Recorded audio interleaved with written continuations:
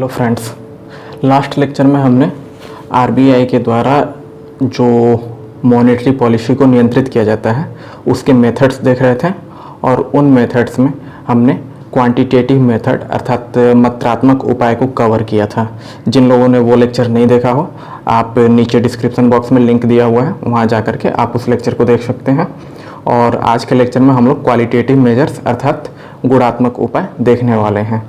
Qualitative नाम में है क्वालिटी लाना, अर्थात कुछ ऐसी चीज़ें क्रिएट करना है जिसकी किसी एक सर्टेन सेक्टर में क्वालिटी को इम्प्रूव करें। तो आरबीआई क्या कर सकता है कि फंडिंग उस सेक्टर में बढ़ा सकता है। तो क्वालिटेटिव मेजर्स में केवल फंडिंग बढ़ाई जाती है। तो चलिए अब हम लोग देखते हैं कैसे ये सब किया जाता है। इसको हम लोग सिलेक्टिव या फिर डायरेक्ट टूल्स भी कहते हैं, चयनात्मक या फिर प्रत्यक्ष।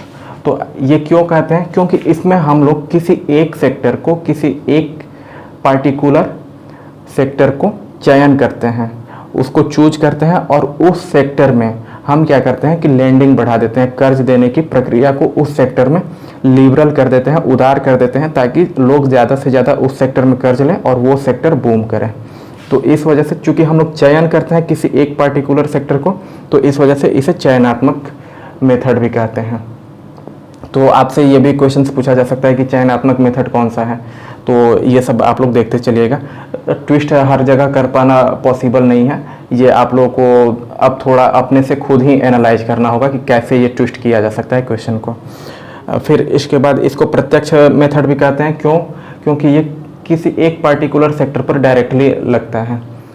जो हमारा मात्रात्मक उपाय है वो पूरे इकोनॉमी पर इक्वली लगता है। अर्थात अगर हम लोग रेपो रेट या रिवर्स रेपो रेट या एसएलआर वगैरह कुछ भी अगर चेंजिंग करते हैं तो वो पूरे इकोनॉमी को इफ़ेक्ट करता है। तो इस वजह से उसको जो है हम लोग डायरेक्ट मेथड नहीं कह सकते हैं। और ये जो है किसी एक पार्टिकुलर सेक्टर पे लगेगा, इस वजह से इसको हम लोग डायरेक्ट मेथड कहते हैं। अब हम लोग आगे आते हैं कि इसको कैसे आरबीआई रेगुलेट करता है।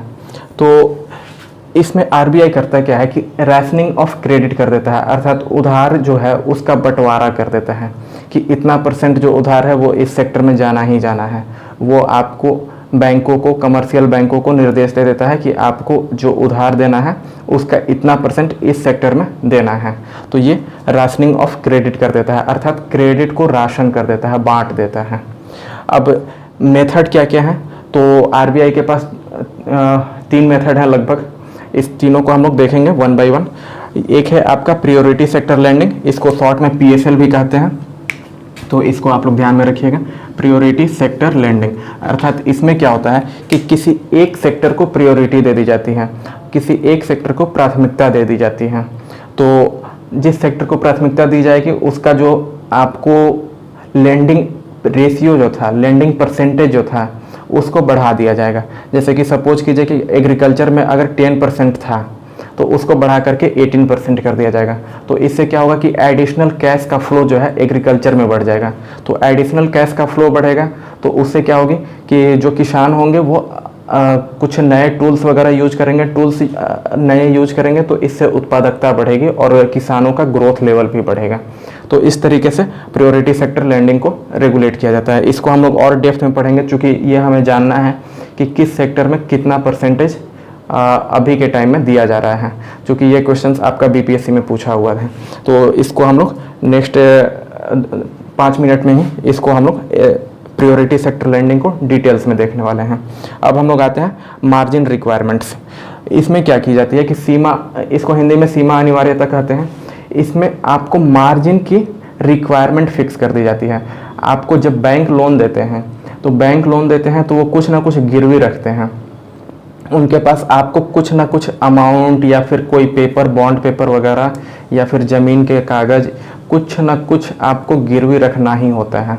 तो इससे क्या होता है कि सपोज कीजिए कि अगर आप 1 लाख का बॉन्ड पेपर आप गिरवी रख रहे हैं तो बैंक क्या कर देता है कि 30% फिक्स कर देगा कि जितना आप गिरवी रखिएगा उसका 30% आप लोन ले सकते हैं। तो 1 लाख का आप पेपर गिरवी रखें और 30,000 आपको लोन मिला। ऐसे ही ज़मीन अगर सपोज कीजिए कि 10 लाख का है तो 3 लाख तक आपको लोन मिल जाएगा। ये 30% जो है ये मैं बैंक का ये नहीं बता रहा हूँ कि क्या लैंडिंग रेट चल रहा है, ये मैं एग्जाम्पल लिया हूँ, तो इस पे आप लोग मत जाइएगा। तो ऐसे ही आप किसी और चीज़ को अगर आप गिरवी रख रहे हैं, सपोज कीजिए कि आपने 4 व्हीलर ये रखा, तो उसका कुछ परसेंटेज फिक्स कर दिया जाएगा कि 10% या 20% आप लोन ले सकते हैं। तो इस तरीके से ये आपका मार्जिन रिक्वायरमेंट्स को रेगुलेट किया जाता है और इसको रेगुलेट किया जाता है। सपोज कीजिए कि अभी के डेट में आपको अगर ज़मीन के पेपर्स रख रहे हैं, ज़मीन के कागज़ आप रख रहे हैं, तो अगर 20% है, इसको बढ़ा करके 30% या 40% कर दिया जाएगा। तो क्या होगा कि उस सेक्टर में जिनके पास ज़मीन होगा वो लोग क्या करेंगे कि ज़्यादा लोन ले सकेंगे। तो इस तरीके से मार्जिन रिक्वायरमेंट्स को कंट्रोल करके आपको गवर्नमेंट जो है RBI वो रेगुलेट करता है मॉनेटरी पॉलिसी को। इसको हम लोग LTV भी कहते हैं, लोन टू वैल्यू, अर्थात किस वैल्यू तक आपको लोन देना है, अर्थात जो वैल्यू है उसका कितना % आप लोन दे सकते हैं। तो इस वजह से इसको LTV या फिर लोन टू वैल्यू भी कहते हैं और इसको जो है PSL कहते हैं, प्रायोरिटी सेक्टर लेंडिंग को शॉर्ट में PSL कहते हैं। अब थर्ड जो आ जाता है वो आ जाता है कि regulating loans for consumption purpose, अर्थात जो उपभोग करते हैं, जो लोग उपभोग करने के लिए, अर्थात मतलब कि खुद पर खर्च करने के लिए, सेल्फ पर खर्च करने के लिए जो लोन लेना चाह रहे हैं उसको रेगुलेट किया जाता है। तो इसमें क्या होता है कि आपको अगर सपोज कीजिए कि कोई लोन लेने गया, उसको करना क्या है, उसे घूमना वगैरह है या ट्रेवलिंग करना है या कहीं भी मतलब कि इंजॉयमेंट के लिए वो जाना चाह रहा है, तो या फिर 4 व्हीलर वगैरह लेना है या 2 व्हीलर लेना है या फिर अपने लिए होम वगैरह बिल्डअप करना है, तो वहाँ पर क्या होता है कि RBI रेगुलेट कर देता है। कैसे? तो ब्याज दर को बढ़ा देगा। सपोज कीजिए कि आपका ब्याज दर जो है वो 10% कर दिया जाएगा। तो इससे क्या होगा कि चूँकि 10% काफ़ी ज़्यादा है तो लोग जल्दी इसको नहीं लेना चाहेंगे और RBI भी नहीं चाहती है कि ज़्यादा से ज़्यादा लोग कंजम्पशन पर्पस के लिए लोन लें। क्यों? क्योंकि इससे किसी एक पार्टिकुलर व्यक्ति के पास पैसे पहुंचेंगे। अगर सपोज कीजिए कि आपने 20 लाख का होम लोन लिया तो ये पार्टिकुलर आपके पास पहुंचा, तो इससे क्या आपके पास पैसे आया लेकिन मार्केट में इन्फ्लेशन बढ़ जाएगा, मार्केट में पैसे बढ़ गए तो इससे महंगाई बढ़ेगी। और यही अगर इंडस्ट्री को दिया जाए तो वो क्या करेगा, इन्वेस्ट करेगा तो फिर नौकरी जनरेट होगी तो रोज़गार मिलेगा तो उत्पादकता बढ़ेगी और उत्पादकता बढ़ेगी तो हमारी GDP बढ़ेगी। तो इस तरीके से जो है RBI जो है वो चाहता है कि ग्रोथ वाले सेक्टर में अपना लोन वगैरह, पैसा वगैरह इन्वेस्ट करें। तो कंजम्पशन पर्पस के लिए वो चाहता है कि कम से कम पैसे ये हों, तो इसके लिए वो क्या करता है कि रेट ऑफ इंटरेस्ट को बढ़ा देता है। तो इस तरीके से जो है क्वालिटेटिव मेजर्स के द्वारा आपको कंट्रोल किया जाता है। तो इसको आप लोग ध्यान में रखिएगा। अब हम लोग प्रायोरिटी सेक्टर लेंडिंग को डेप्थ में देखते हैं। इसमें मैं पहले भी बता चुका हूँ कि किसी एक सेक्टर को प्रायोरिटी दी जाती है या कुछ सेक्टर्स को प्रायोरिटी दी जाएगी। उसमें क्या किया जाएगा कि परसेंटेज फिक्स कर दिया जाएगा। तो प्रायोरिटी सेक्टर लेंडिंग में RBI ने फिक्स कर रखा है कि आपको 40% जो टोटल क्रेडिट है उसको आपको प्रायोरिटी सेक्टर लेंडिंग में लेंड करना है। अर्थात जो बैंक टोटल क्रेडिट प्रोवाइड कर रहे हैं, अर्थात जो टोटल उनको लोन देना है, टोटल उधार जितना देना है उसका 40%। तो ये क्या करेंगे, पहले अपना जो टोटल ट्रांजैक्शन होगा उसको, उसके बाद फिर इसमें repo rate, reverse repo rate, reserve वगैरह जो भी रखना है, कैश रिजर्व रेशियो, फिर SLR वगैरह जो मेंटेन करना होता है उसको हटा देंगे और उसके बाद फिर उनको डेली बिजनेस के लिए जो चाहिए उसको हटा करके और उसके बाद वो आपको क्रेडिट प्रोवाइड करते हैं। तो उस क्रेडिट का जो इतना सब हटा देने के बाद सब आप छांट दीजिए रिजर्व वगैरह, उसके बाद जो आपको क्रेडिट प्रोवाइड करने हैं, बैंक को जो क्रेडिट प्रोवाइड करने हैं उसका 40% PSL में देना होता है, अर्थात प्राथमिकता क्षेत्र में उसे प्रोवाइड करना है। अभी थोड़ी देर के बाद हम लोग आएंगे कि इन केस अगर बैंक नहीं करता है तो क्या होता है। अब इसके बाद जो है हम लोग आते हैं कि कौन कौन से प्रायोरिटी सेक्टर लैंडिंग है। तो प्रायोरिटी सेक्टर लैंडिंग में आपको 6 रखे गए हैं। इन 6 का नाम आप लोग याद रखिएगा। पहला है आपका एजुकेशन लोन, शिक्षा ऋण। दूसरा होम लोन। तीसरा आ जाता है आपका एग्रीकल्चर, कृषि क्षेत्र में। फिर चौथा आ जाता है माइक्रो एंटरप्राइजेज, छोटे उद्यमियों को। फिर उसके बाद आता है वीकर सेक्शन को। इसमें आपको वीकर सेक्शन में SC ST वगैरह आ जाएंगे। तो वीकर सेक्शन को भी प्रोवाइड करने होते हैं, और फिर लास्ट में आपका एक्सपोर्ट क्रेडिट होता है, अर्थात एक्सपोर्ट को इम्प्रूव करने के लिए आपको क्रेडिट प्रोवाइड करने हैं। तो एक्सपोर्ट इम्प्रूव होगा तो उससे क्या होगी कि हमारी इकोनॉमी ग्रो करेगी। सिक्योरिटी सेक्टर लैंडिंग में आप लोग एक और पॉइंट जोड़ लीजिएगा, रिन्यूएबल एनर्जी रिसोर्सेस, अर्थात रिन्यूएबल एनर्जी को प्लांट अगर कोई बैठा रहा है, रिन्यूएबल एनर्जी सोलर प्लांट वगैरह या कुछ भी अगर बैठा रहा है तो उसको भी प्रायोरिटी सेक्टर लैंडिंग में अब जगह दे दी गई है। पहले नहीं था बट अब कर दिया गया है। तो इसको आप लोग ध्यान में रखिएगा कि रिन्यूएबल एनर्जी भी जो है वो आपका प्रायोरिटी सेक्टर लैंडिंग है। इसमें जो है आपको कूट बना करके दिए जा सकते हैं कि कौन कौन सा प्रायोरिटी सेक्टर लैंडिंग के अंतर्गत आता है, इस तरीके से, और फिर उसमें आपको ये दे दिया जाएगा 5-6 ऑप्शंस, और फिर 1 to 1 2 3 2 ऐसे कर दिया जाएगा। तो ये सब आप लोग देख लीजिएगा। अब हम लोग आते हैं कि किस सेक्टर में कितना परसेंट जो है वो आपको क्रेडिट प्रोवाइड करना है। तो स्पेशली आपको 3 ही याद रखने हैं, एग्रीकल्चर, माइक्रो एंटरप्राइजेज और वीकर सेक्शन।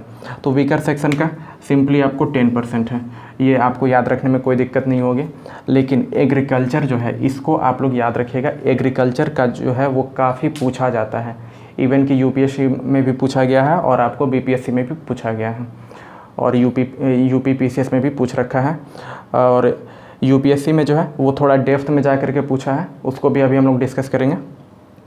तो एग्रीकल्चर लोन जो है वो आपको 80% प्रोवाइड करना है, अर्थात टोटल क्रेडिट का 18% आपको एग्रीकल्चर में प्रोवाइड करना है।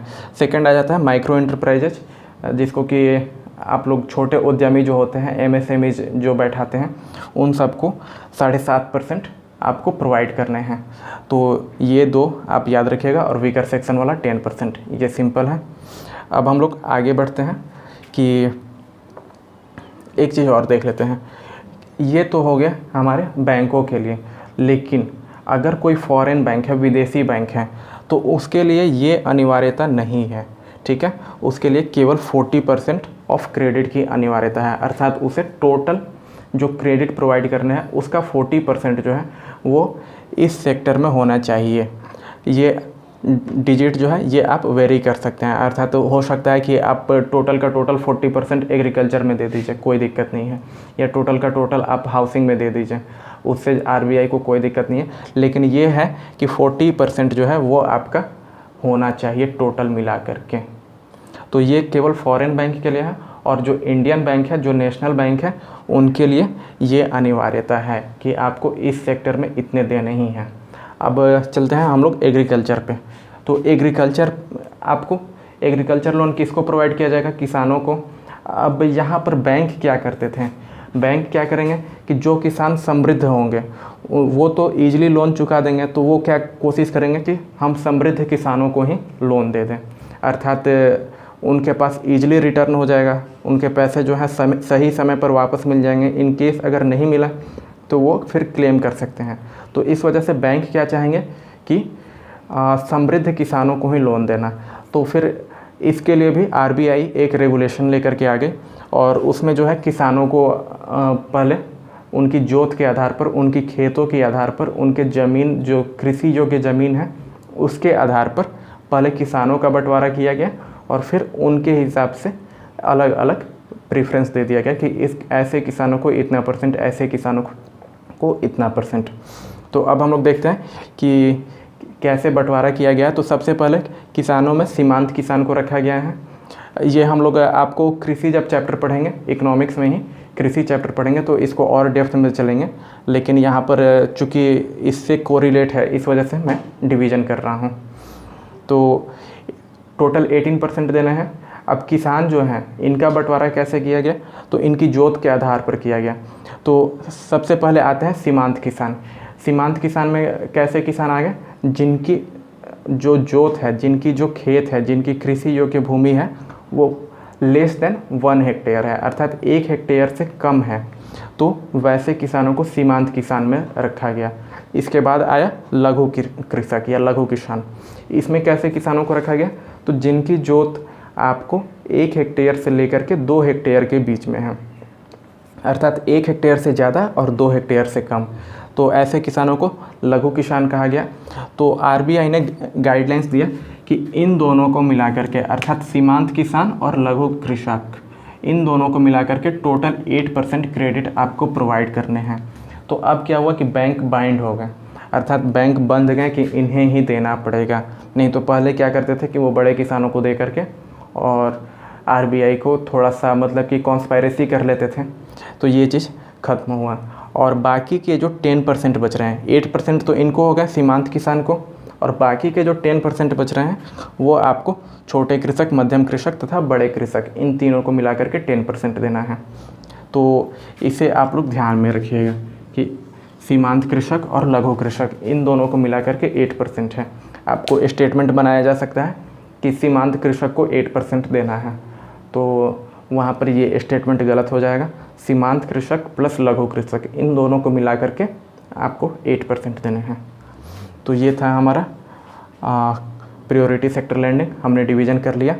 अब इसके बाद हम लोग आते हैं, ये भी मैं बता दिया कि विदेशी बैंक के लिए जो है प्रायोरिटी सेक्टर लैंडिंग, ये वाली प्रायोरिटी सेक्टर लैंडिंग के अंतर्गत जो डिवीज़न है ये रिक्वायर्ड नहीं है, इनको क्या केवल 40% की रिक्वायरमेंट है, तो इसे आप लोग ध्यान में रखिएगा।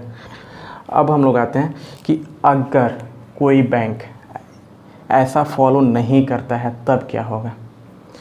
तो आरबीआई उस पर एक्शन लेगी, या फिर रेपो रेट आपको फॉलो नहीं करता है या रिवर्स रेपो रेट फॉलो नहीं करता है, ये सब चीज़ें फॉलो नहीं करता है, तो बैंक क्या करेगा, आरबीआई क्या करेगा। तो इसमें जो है सिंपली, चूँकि ये काफ़ी कम्प्लेक्स हो जा रहा था बैंकों के लिए कि इतना % अगर पूरा नहीं हो पाया तो फिर क्या करें, तो इसके लिए आरबीआई ने क्या कहा कि ठीक है, आपका जितना % नहीं कवर हो पा रहा है उतना जो रिमेनिंग बच रहा है, सपोज कीजिए कि किसी बैंक ने 35% कवर किया, 5% नहीं हो पाया, तो जो रिमेनिंग अमाउंट आपका बच गया वो 5% आपका बच गया, तो इस 5% को आप सीडबी में आप डिपॉजिट कर दीजिए। सीडबी आपका बैंक है, तो आपको 5% जो आपका रिमेनिंग बच रहा है उसको आप सीडबी में लॉन्ग टर्म के लिए इन्वेस्ट कर दीजिए। तो इससे क्या दिक्कत थी कि अब ये जो सीडबी जो देगा वो आपको बैंक रेट की दर पर इनको इंटरेस्ट वापस करेगा, और दूसरी क्या दिक्कत आ गई कि ये लॉन्ग टर्म के लिए फ़िक्स हो गया, सीडबी जो है इनसे लॉन्ग टर्म के लिए ले लिया। तो अब इनके पास क्या दिक्कत आ गई कि अगर ये इनको लोन दिए रहते तो रेट ऑफ इंटरेस्ट ज़्यादा मिलता है। एजुकेशन लोन आपका ऑलमोस्ट आपका 12 से 14% के बीच रहता है, तो रेट ऑफ इंटरेस्ट ज़्यादा मिलता है, लेकिन यहाँ पर सीडबी जो है वो केवल और केवल 6% देगा। तो बैंक जो है वो क्या प्रेफर करेंगे कि इनको लोन दें, न कि सीडबी में जमा करें।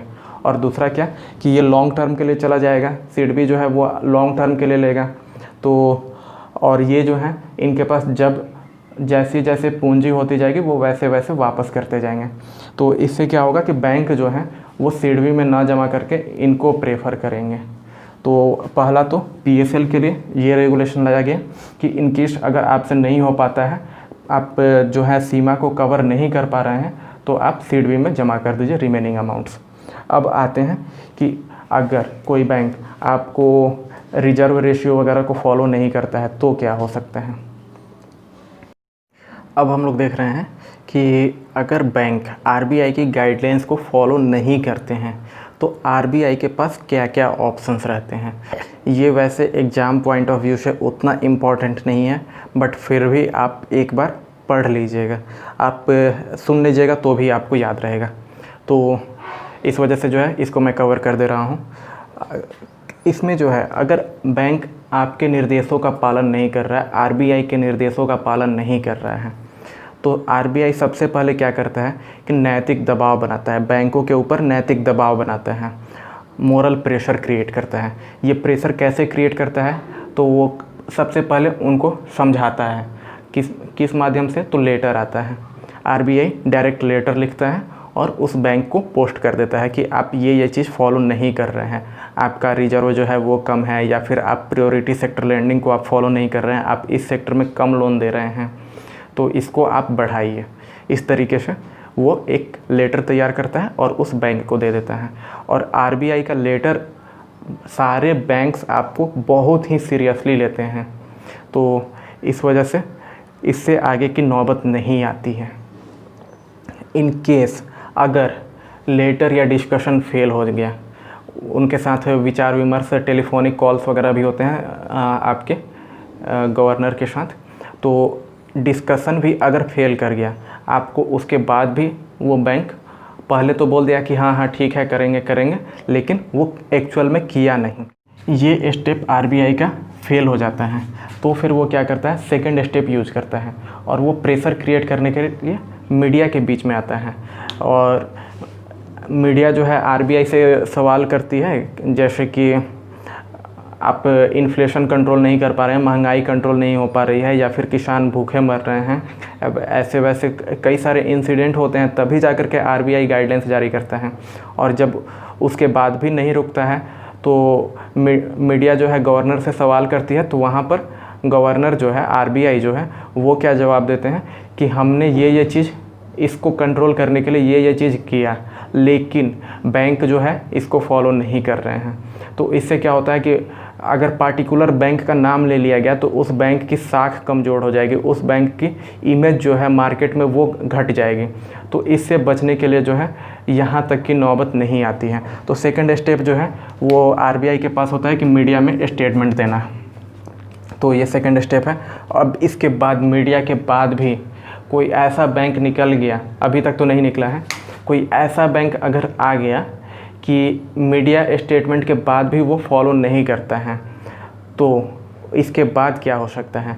तो इसके बाद आरबीआई जो है वो प्यूनिटिव एक्शन लेते हैं, अर्थात दंडात्मक कार्रवाई की जाती है। तो इसमें क्या क्या की जाती है कि रेट ऑफ इंटरेस्ट जो है वो पिनलाइज कर दिया जाएगा, अर्थात रेट ऑफ इंटरेस्ट जो पार्टिकुलर बैंक के लिए है उसको बढ़ा दिया जाएगा। अब इसके बाद भी अगर नहीं माने तो फिर क्या होगा कि उसको फर्दर रीफाइनेंस करने से आरबीआई मना कर देगी कि हम आपको फर्दर अब और लोन नहीं देंगे। तो अब इसके बाद भी अगर कुछ हो गया तो फिर क्या कर सकता है आरबीआई? तो आरबीआई लास्ट में क्या करेगा कि उस बैंक का लाइसेंस कैंसिल कर देगा। तो ये चीज़ थी, और बैंक का लाइसेंस कैंसिल हो गया, उसके साथ ही बैंक ख़त्म। तो अब इसके बाद तो कोई ऑप्शन ही नहीं आ सकता है, यही आपको स्टेप्स आते हैं। इसमें आप यही याद रखिएगा कि नैतिक दबाव और उसके बाद दंडात्मक कार्रवाई, और दंडात्मक कार्रवाई में ये 3 हैं। तो बस केवल आप सुन लीजिए, ज़्यादा इसको मेमोराइज नहीं करना है, ये आपसे नहीं पूछा जाएगा, बट इन केस अगर पूछ दिया तब के लिए मैं इसको बता दिया हूँ। अब ये नौबत कब आ सकती है? तो ये नौबत तो जल्दी आने नहीं दिया जाता है, लेकिन कब आ सकती है, जैसे कि सपोज कोई ऐसी बैंक और इंडस्ट्री के बीच में कुछ कार्टेल सिस्टम बन जाए, अर्थात उनके बीच में करार बन जाए कि आप हमको फाइनेंस कीजिए, हमें ये चीज़ ज़रूरत है, और बैंक का आरबीआई का गाइडलाइंस को कुछ दिन के लिए नेगलेक्ट कर दीजिए, हमें अभी ज़्यादा पैसे की ज़रूरत है और हम आपको हायर रेट ऑफ इंटरेस्ट देंगे। तो ऐसे कंडीशन में बैंक आपको ये स्टेप उठा सकते हैं। तो इसको लेकर के बैंक्स जो हैं अपने लाइसेंस के लिए आरबीआई के पास एप्लीकेशन वगैरह देते हैं, तो आरबीआई उन एप्लीकेशंस में छटनी करता है, अर्थात उन एप्लीकेशंस को छांटता है। तो इसी तरीके से आपका जियो जो है वो बैंक खोलने के लिए आपको अप्लाई किए हुए था, लेकिन जियो का डायरेक्ट कनेक्शन आपका रिलायंस से है। तो जो आरबीआई जो है ये चीज़ को देखते हुए जियो को बैंकिंग लाइसेंस नहीं प्रोवाइड किया कि इन केस अगर आरबीआई जियो को बैंक प्रोवाइड कर देता है तो जियो क्या करेगा कि ज़्यादा से ज़्यादा वो चाहेगा कि रिलायंस को ही लेंड करे। तो इस चीज़ को देखते हुए आरबीआई ने जियो को लाइसेंस नहीं दिया था। और इन केस अगर वैसा हो जाता बाई मिस्टेक, अगर कोई गवर्नर ही मिल गया हो जियो से, तो इन केस अगर वैसा टाइम आ जाए तो नेक्स्ट गवर्नर जैसे ही आएगा वो इन एक्शंस को ले लेगा। तो ये चीज़ थी। अब इसके बाद हम लोग आते हैं थोड़े से फैक्चुअल इन्फॉर्मेशन पे, जो कि पीसीएस पॉइंट ऑफ व्यू से आपको इम्पॉर्टेंट नहीं है, बैंकिंग पॉइंट ऑफ व्यू से इम्पॉर्टेंट है। इन केस अगर आप लोग बैंकिंग का एग्ज़ाम देने जा रहे हैं तो उसको देख लीजिएगा कि फर्स्ट बैंक ऑफ इंडिया कौन सा है। भारत का पहला बैंक जो है वो बैंक ऑफ हिंदुस्तान है, और इसको 1770 में खोला गया था, ये ध्यान में रखिएगा। और सेकेंड जो है वो आपको जनरल बैंक ऑफ इंडिया है, ये 1786 में। ये दो आप याद रखिएगा, वैसे आपसे जल्दी पूछा नहीं जाता है।